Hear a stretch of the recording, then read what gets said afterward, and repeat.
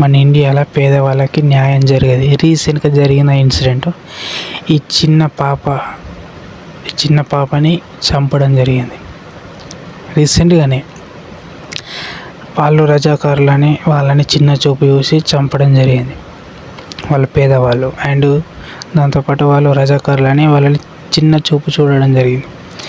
అరే, అందరు మనుషులే, కులం ఎందుకు? మా కులం గొప్ప, మీ కులం గొప్ప కాదు అనుకుంటే ఎందుకు? అందరు మనుషులే, అందరికి వస్తే గదే రక్తం కారుతుంది కదా, కొత్త ఏమైనా ఉంటుందా? మరి ఎందుకు చిన్న చూపు? మనిషి పుట్టినాక కులం స్టార్ట్ అయ్యింది, పుట్టకన ముందు.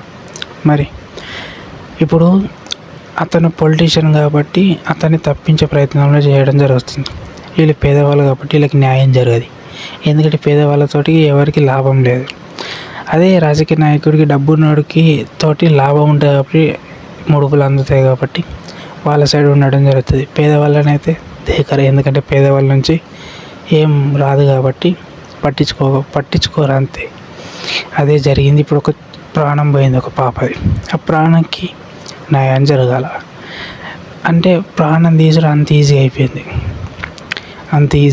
అంటే రజాకారు అంటే చాకలి వాళ్ళు, అంటే వాళ్ళంతా చులకన అవసరమా? అందరి కులాలు ఒకటే కదా. కులం అనేది మనిషి పుట్టినాక చాలా అయింది, అంతకుముందు ఉండేనా? అవసరమా? మనిషికి విలువ డబ్బుకు కాదు.